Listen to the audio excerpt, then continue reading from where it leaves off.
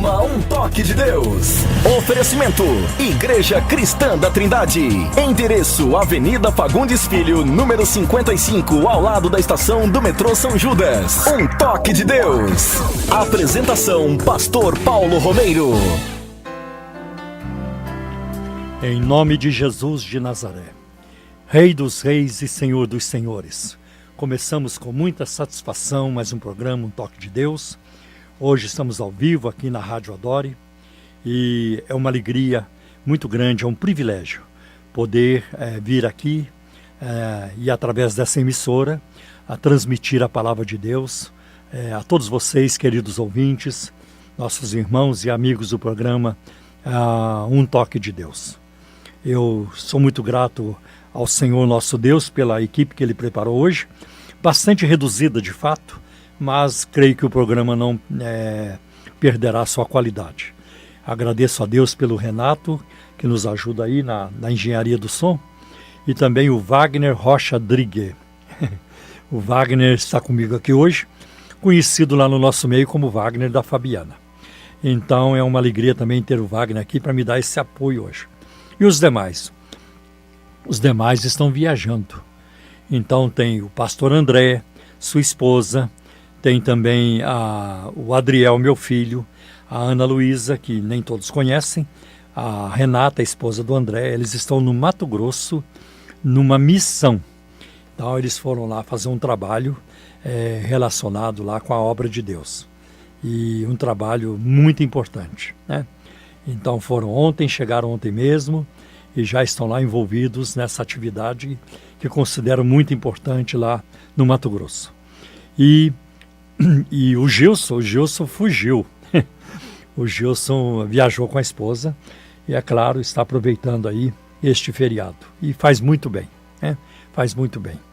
Casar é fácil, agora é preciso investir, né, Wagner?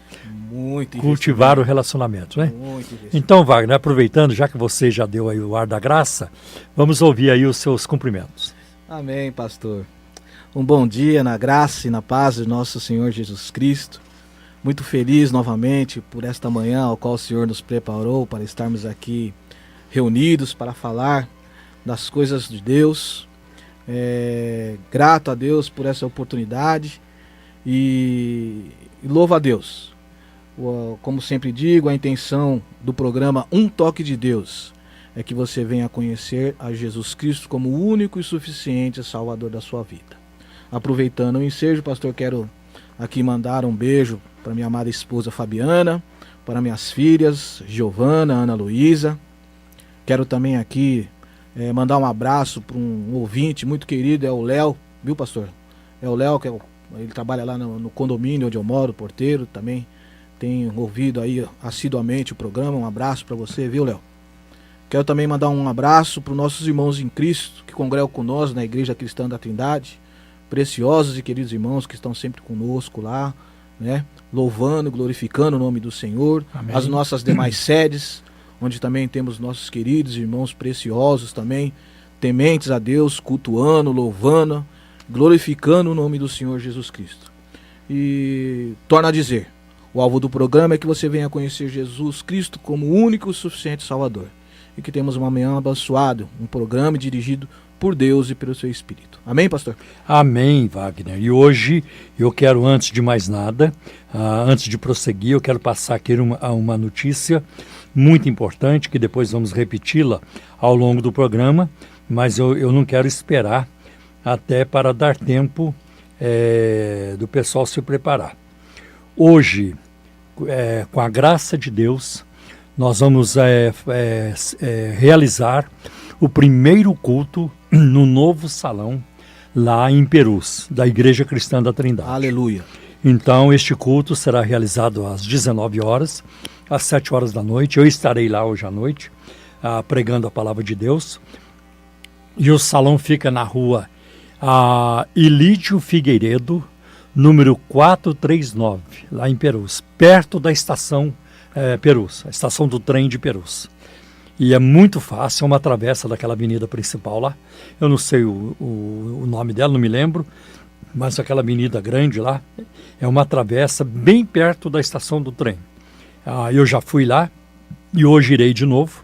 E então fica, acho que andando a pé uns 3 minutos. O pastor Everaldo nos informou que você saindo ali da catraca do trem ali, é só perguntar pro operador ali que fica na catraca, ele diz que é uns 300 metros. Não, é bem menos. Bem menos? É bem menos. São cerca de 3 minutos do trem até lá, uns 3 minutos. Então é a rua Ilídio Figueiredo, número 439, hoje à noite, uma festa lá em Perus, nosso primeiro culto, num salão 0 quilômetro, né? Um salão novo. Nós vamos inaugurar o salão também, porque é um espaço muito, muito bom, porque é novo e vai ser muito bom, vai ser uma grande festa. Então, se você tem disponibilidade, será um prazer vê-los lá conosco nesta noite, para o nosso primeiro culto, agora num novo local, e estamos muito felizes com isso. Né? Então um abraço aí para o pastor Everaldo, para o nosso irmão Azenilton e outros que estão lá preparando para esta festa de hoje à noite. Né? Glórias a Deus. Bem, e como vocês sabem, o alvo principal do programa Um Toque de Deus é sempre de apresentar a Jesus Cristo como único Senhor e Salvador. Durante o programa, se você tiver uma pergunta sobre a Bíblia, sobre a vida cristã, sobre o cristianismo, religiões em gerais, sobre crenças, crendices, questões relacionadas à fé, ligue para nós no nosso WhatsApp, eu vou passar daqui a pouco, e na medida do possível responderemos suas perguntas. E antes do programa terminar, nós vamos separar um tempo para a oração, para um momento de intercessão. Queremos orar por você, se você está carregando um fardo muito pesado, está sendo tentado, se você está passando por uma necessidade, uma luta, vamos orar. E o Senhor vai responder em nome do Senhor Jesus. Então, o WhatsApp para você entrar em contato com o programa é 97402-1961. Repetindo, 97402-1961. E agora nós vamos ouvir então a palavra de Deus, que certamente alimentará nossas almas, né? E também ela prosperará naquilo que ela for enviada para salvar, para curar, para fazer, para edificar, para consolar e para exortar também. Então que Deus abençoe agora ao ouvirmos a sua palavra em nome de Jesus. No programa Um Toque de Deus, Momento da Palavra, com o pastor Paulo Romeiro. Momento da Palavra. Então eu quero hoje olhar com vocês para um carnaval que aconteceu na Bíblia. E nós vamos então abrir as nossas Bíblias no livro do profeta Daniel, livro de Daniel, no capítulo 5. Certa vez, o rei Belsazar deu um grande banquete para 1000 dos seus nobres, e com eles bebeu muito vinho. Enquanto Belsazar bebia vinho, deu ordens para trazerem as taças de ouro e de prata que o seu predecessor, Nabucodonosor, tinha tomado do templo de Jerusalém, para que o rei e os seus nobres, as suas mulheres e as suas concubinas, bebessem nessas taças. Então trouxeram as taças de ouro que tinham sido tomadas do templo de Deus em Jerusalém. E o rei e os seus nobres, as suas mulheres e as suas concubinas, beberam nas taças.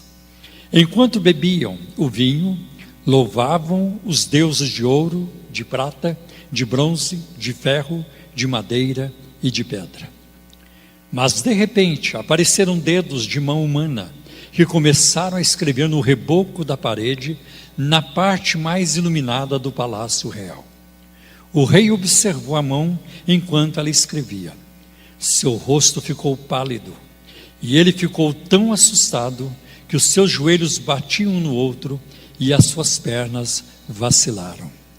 Aos gritos, o rei mandou chamar os encantadores, e os astrólogos e os adivinhos, e disse a esses sábios da Babilônia: aquele que ler essa inscrição e interpretá-la, revelando-me o seu significado, vestirá um manto vermelho, terá uma corrente de ouro no pescoço, e será o terceiro em importância no governo do reino.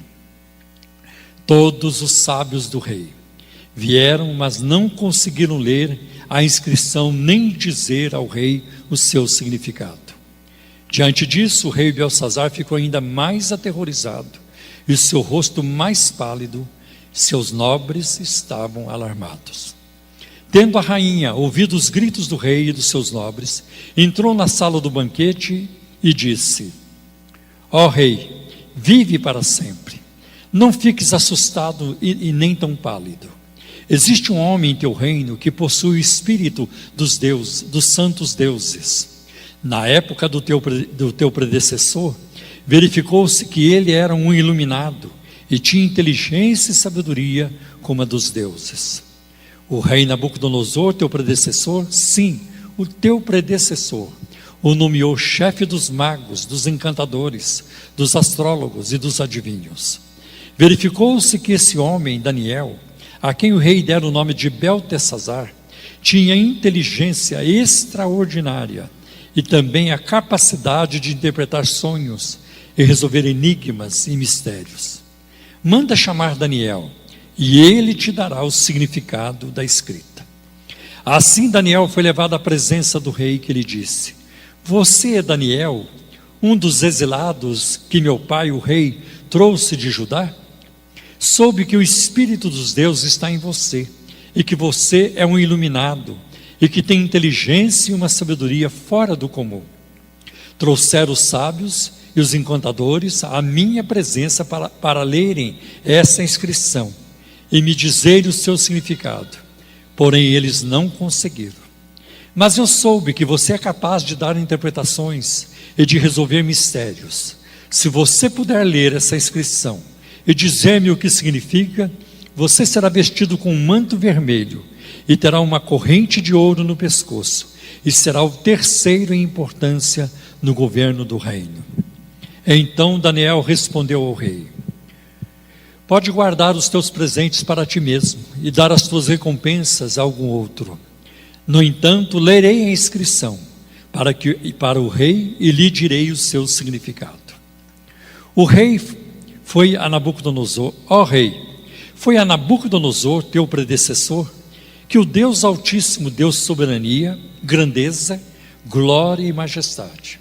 Devido à alta posição que Deus lhe concedeu, homens de todas as nações, povos e línguas tremiam diante dele e o temiam. A quem o rei queria matar, matava. A quem queria poupar, poupava. A quem queria promover, promovia. E a quem queria humilhar, humilhava. No entanto, quando seu coração se tornou arrogante e endurecido por causa do orgulho, ele foi deposto do seu reino real e despojado da sua glória. Foi expulso do meio dos homens e sua mente ficou como a de um animal. Passou a viver com os jumentos selvagens e a comer capim como os bois.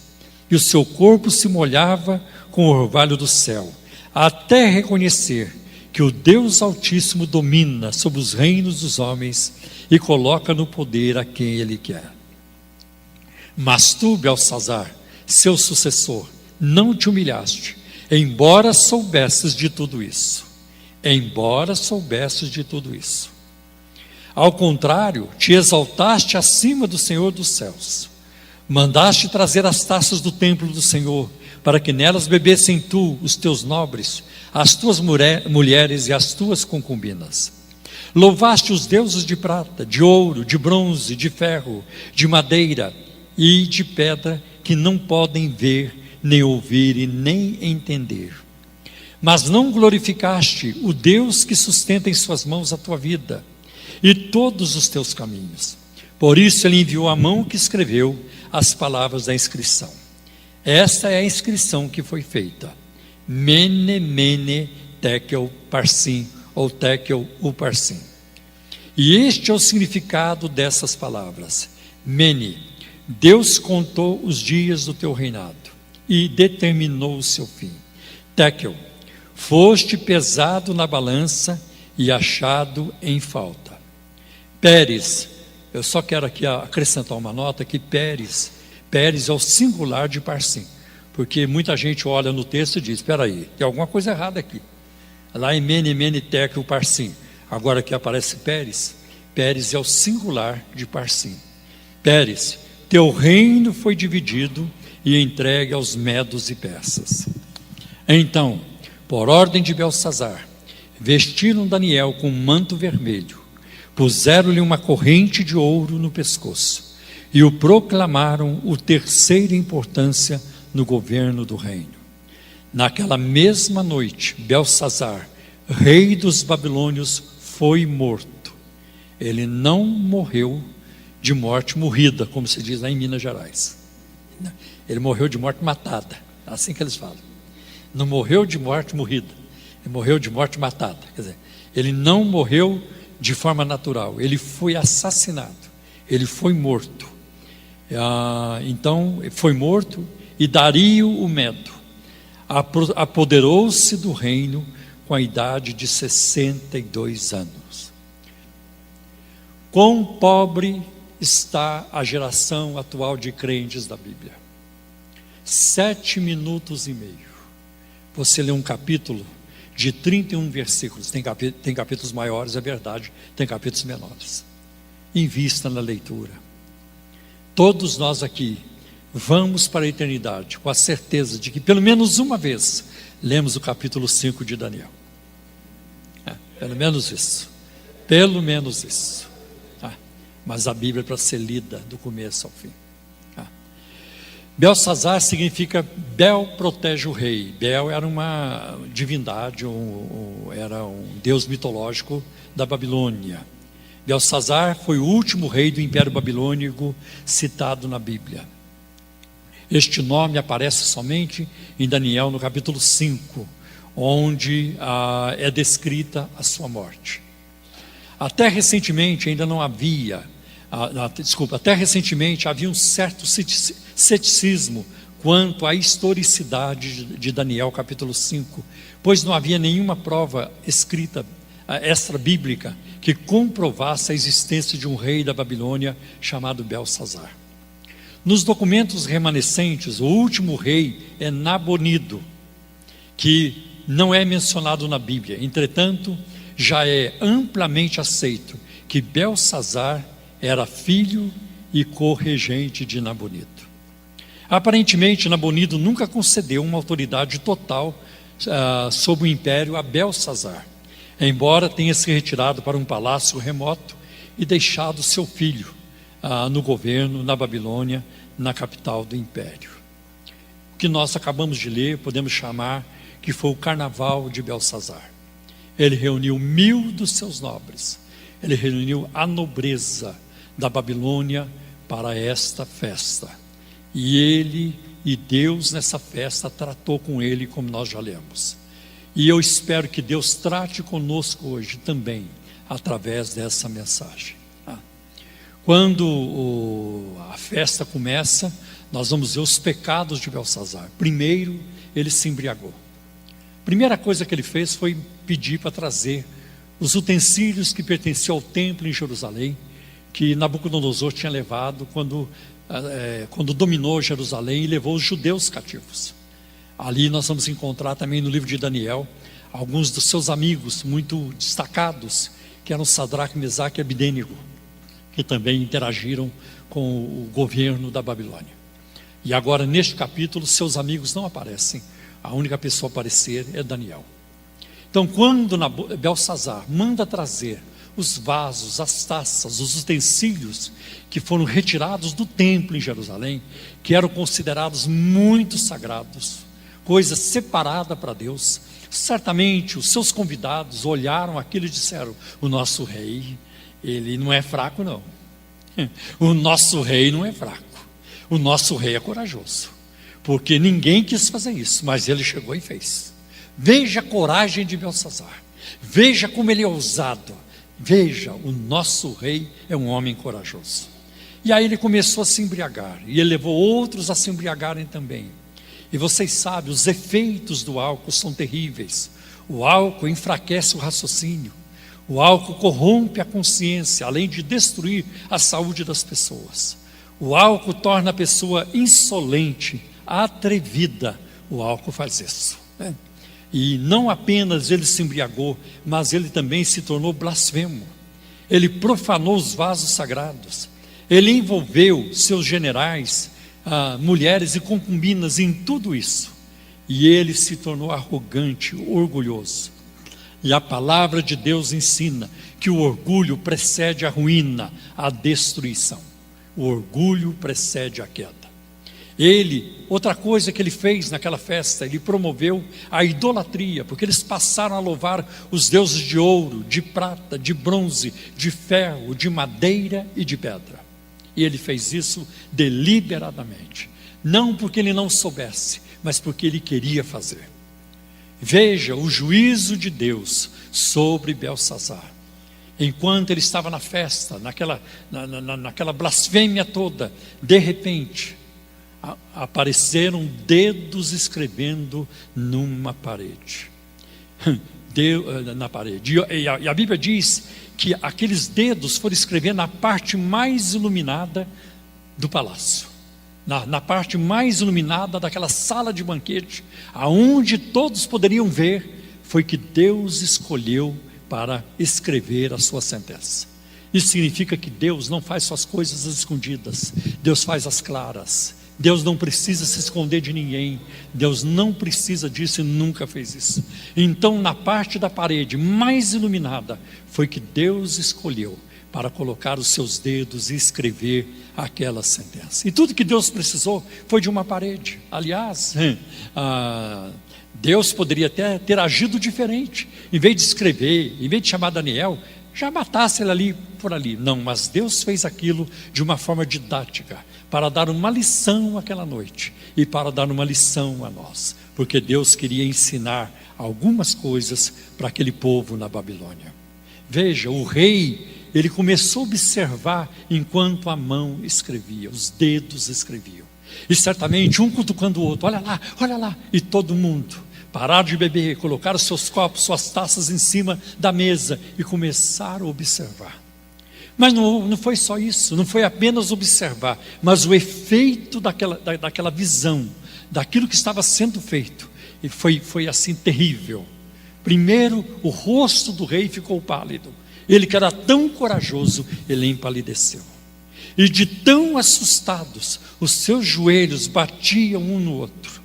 Isso significa, talvez, que ele estivesse em pé naquele momento, talvez congratulando-se, fazendo tintim para lá e para cá, e assim por diante. E a Bíblia diz que as suas pernas vacilaram, ele não conseguia parar em pé. Você pode imaginar os seus assessores em volta, tentando segurá-lo, e ele aterrorizado, olhando para aquelas palavras que estavam sendo escritas. E de repente, aos gritos, ele começou a gritar. Aos gritos, ele buscou ajuda, ele começou a buscar ajuda. Traga os encantadores, os astrólogos, onde estão eles? Cadê essa gente? Eu preciso dela aqui. Com arrogância, Onde estão os adivinhos? Onde estão os sábios da Babilônia? Numa gritaria, e ele exigindo que essa turma chegasse. E essa turma chegou, porque era a ordem do rei. E eles entraram na sala do banquete, e o rei, olha lá, resolvam isso para mim. Eles não conseguiam nem ler a inscrição eles conseguiam, nem dizer o que estava escrito eles não conseguiam. Deus escreveu de uma forma que só Ele poderia revelar, só Ele poderia revelar. E aí nós vamos ver que ele buscou uma ajuda inútil. A ajuda que Belsazar buscou foi uma ajuda vã, uma ajuda inútil. Porque pessoas sem Deus não podem ajudar. Pessoas que não têm a graça de Deus, a palavra de Deus, não vão poder te ajudar. Como é bom ouvir uma palavra de um irmão, de uma irmã cheia do Espírito Santo, de alguém que transmite paz, equilíbrio, maturidade espiritual. Como é bom ouvir uma pessoa assim. Mas as pessoas que não têm a palavra de Deus, elas não vão poder te ajudar. E qualquer coisa fora de Jesus Cristo será uma ajuda inútil. Não adianta correr atrás de santos, não adianta correr atrás de superstições, não adianta correr atrás de Allan Kardec, de Buda, não adianta correr atrás de Maomé, não adianta correr atrás de qualquer líder, nem de religiões. Só Jesus Cristo pode ajudar, só Jesus Cristo pode fazer isso. E ele faz uma recompensa. Olha, gente, eu dou uma grande recompensa. Eu vou vestir essa pessoa com manto vermelho. Eu vou colocar uma corrente de ouro no seu pescoço. Isso aí até que por enquanto é bijuteria, vamos dizer assim, né? A outra promessa, sim, essa seria a maior. E essa pessoa que resolver esse assunto para mim vai se tornar a terceira pessoa no reino. Por que terceira? Porque Nabonito, seu pai, era o primeiro, ainda estava vivo. Ele a segunda, e a pessoa que resolvesse seria a terceira pessoa em poder. E ninguém conseguia resolver.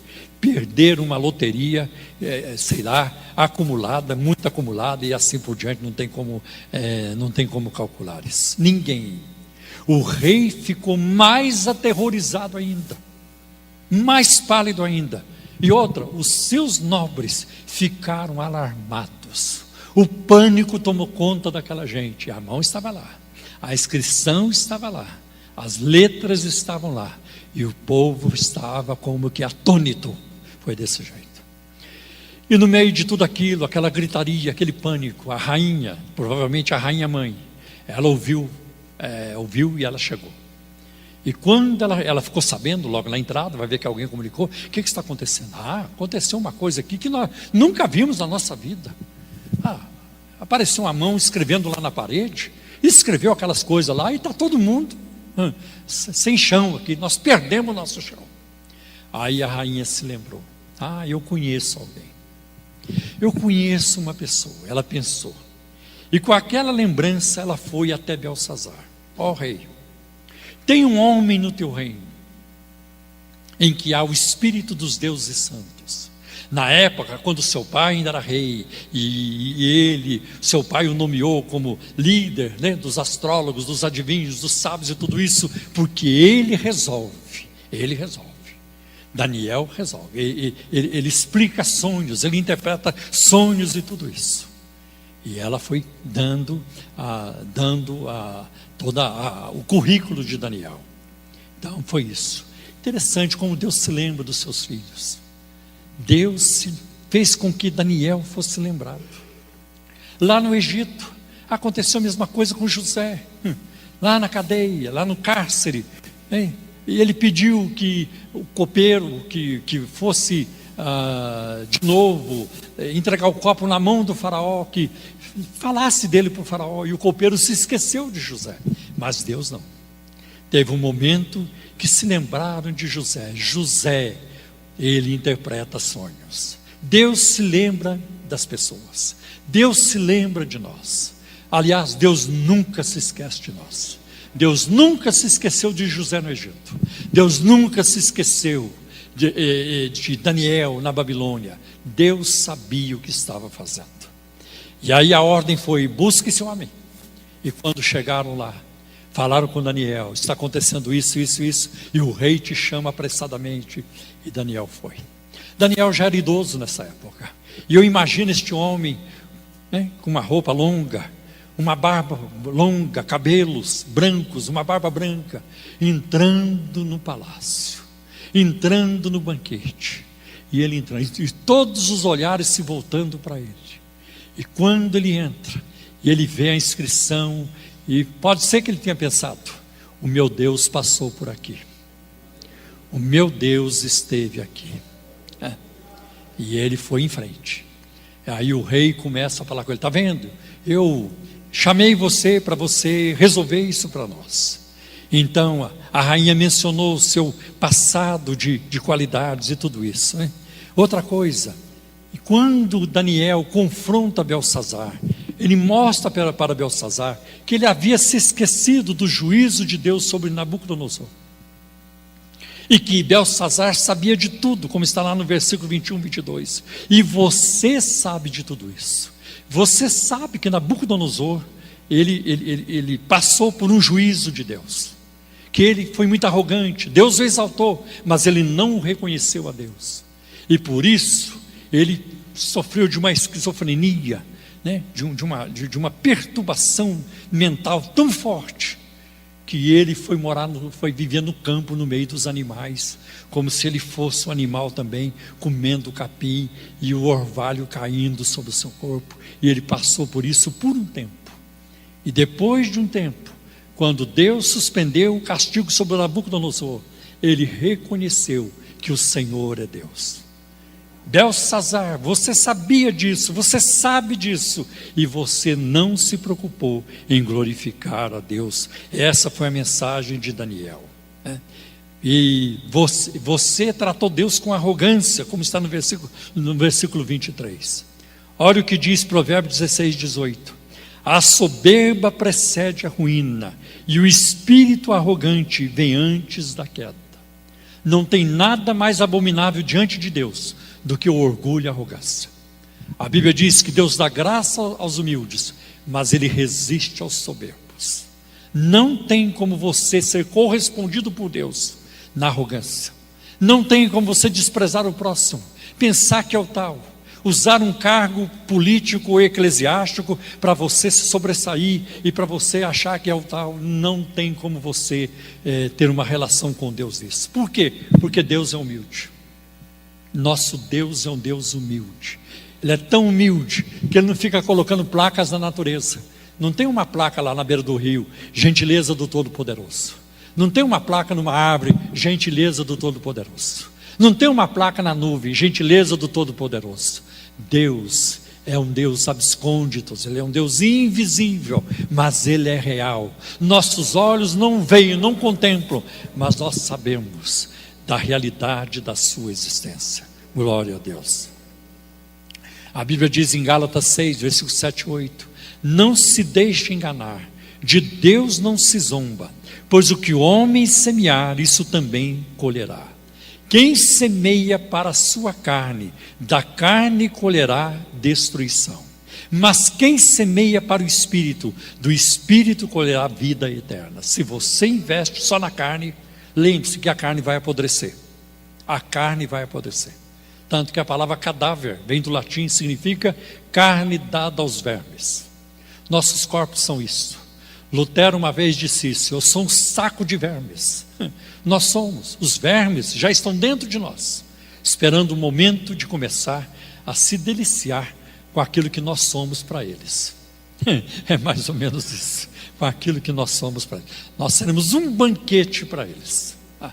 Carne dada aos vermes. Então, se você investe na carne, preocupação com a carne, gratificação carnal, viver uma vida na carnalidade, você vai colher destruição. Mas se você investe no Espírito, o Espírito nos leva para a vida eterna, para uma vida que nunca terá fim, e com isso o Espírito arrasta a carne com ele, porque os nossos corpos ressuscitarão, e nós seremos não criaturas fracionadas, não, nós seremos íntegros, inteiros, e nós estaremos inteiros na presença de Deus para sempre.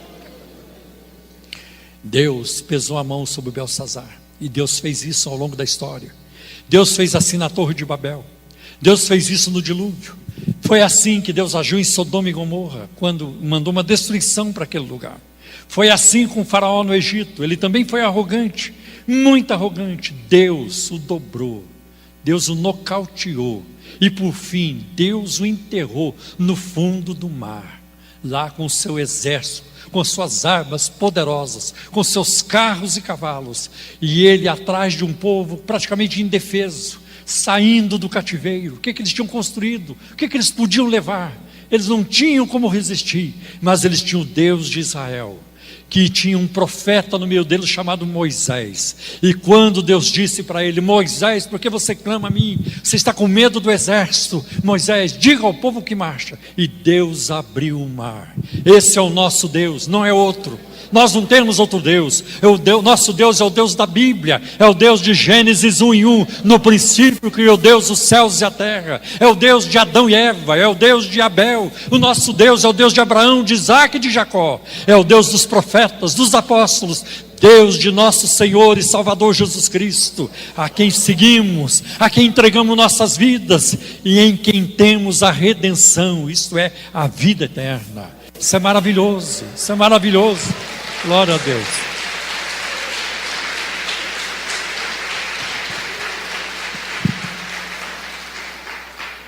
Foi assim com Herodes, comido de bichos, em Atos capítulo 12. E não existe estupidez maior do que lutar contra Deus. Não existe burrice maior do que lutar contra Deus, do que dizer não quero, isso aí eu deixo passar, não quero saber. Não existe burrice maior. As pessoas podem dizer isso hoje e rir, as pessoas podem dizer isso hoje e continuar o curso da sua vida. Mas um dia, no encontro, e o encontro haverá, e não tem como fugir, aí as coisas vão mudar. Então, se você acha que não precisa de Deus hoje, um dia você vai precisar. E eu espero que esse dia não tenha passado do limite, não seja tarde demais. Como Deus informou o julgamento? Deus informou o julgamento a Belsazar com os seus dedos escrevendo na parede. Veja o terrível significado das palavras. Versículo 25, e esta é a inscrição que foi feita: Mene, mene, tekel, parsim. E este é o significado dessas palavras. Versículo 26, Mene, Deus contou os dias do seu reinado e determinou o seu fim. Talvez essa aqui tenha sido a palavra mais dura escrita na parede. Deus já deu a sentença. E agora não cabe mais orar. Não adianta pedir. Não adianta. Deus já deu a sentença. Aliás, uma coisa que a gente vai ver é que Belsazar nunca demonstrou arrependimento. Você não vê esse homem, olha, de fato, está tudo errado. Se Deus me der mais uma chance.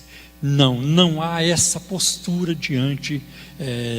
relacionada a Belsazar. Pesado foste na balança e foste achado em falta. Essa era a opinião de Deus sobre ele. Porque a opinião dos generais, dos nobres, das mulheres e concubinas é: nossa, que homem poderoso, que homem tremendo. Olha, como é bom fazer parte do seu círculo de amigos. Como é bom ser favorito de Belsazar. Como é bom, que homem tremendo. E a opinião das pessoas que estavam ali com ele é: pesado foste na balança e foste achado digno. Tu és poderoso, mereces o melhor, vais conquistar muito. Essa seria a versão da interpretação neopentecostal dessas palavras aqui de Daniel capítulo 5. Os apóstolos de hoje, os que pregam nas rádios, estão na televisão, eles diriam isso para ele: ó rei, eu vou ler a inscrição. Pesado foste na balança e foste achado digno. Deus multiplicou o teu reino, você vai conquistar muito ainda. Não é nada de dividir, é de multiplicar, e assim por diante. Mas os profetas da Bíblia eram terríveis. Eram terríveis. Daniel já chegou causando. Ele já chegou na presença dele causando, já chegou arrebentando. Ó rei, tu não ouviste? Não chegou, sabe, rei, eu não quero incomodar a sua majestade, eu não quero também falar alguma coisa aqui que te aborreça. Não, já foi entregando. Já foi entregando. É isso. Os profetas de Deus. Eu vejo isso em Elias. Eu vejo isso em Natã, quando confrontou Davi. Eu vejo isso em João Batista, confrontando Herodes e Herodias. Eu vejo tudo isso. Os profetas não bajulavam. Os profetas não jogavam confete. Os profetas falavam a verdade, porque a verdade liberta. E é isso que nós precisamos ouvir. Que a nossa igreja seja uma igreja profética nesse quesito. Que ela seja isso. Que a nossa igreja não venha aqui para agradar as pessoas no pecado, quem vive no pecado e continue vivendo no pecado. É assim mesmo. Deus lá no fim releva tudo. Não. Sem santificação ninguém verá o Senhor em glória. Deus não convive com o pecado de maneira alguma. Cristo morreu por causa dos pecados, dos nossos pecados, para nos libertar dos nossos pecados, e não para que continuemos nos nossos pecados. Então eu vejo isso. Mas aos olhos de Deus, ele estava em falta. Pérez, teu reino foi dividido e entregue aos medos e persas. E passou de ti o reino. Foi muito forte essa sentença que ele recebeu. não há registro de que ele tenha se arrependido. E veja, o rei cumpriu a promessa feita a Daniel. Mesmo assim, com uma sentença dura e tudo isso, ele manteve a promessa. Chega aqui, Daniel, traga o manto vermelho, traz a corrente de ouro, que Daniel já dizia, não quero saber, não preciso disso. Contrário de muita gente hoje, isso aí vai ser muito bom para o ministério, essa corrente de ouro vale muito. Já pensou quanto de evangelização nós não vamos fazer, missões, nós vamos empregar em missões, nós vamos fazer isso, e obras sociais e tudo isso. Olha, isso aí é providência de Deus. Esse manto vermelho também nós vamos vender também, e olha, vai render muito para o ministério, tudo isso. E eu agora, como a terceira pessoa no reino, imagine o lobby que eu não posso fazer hoje, agora em favor do nosso povo. Gente, os profetas eram malucos. Os profetas eram gente maluca, no bom sentido.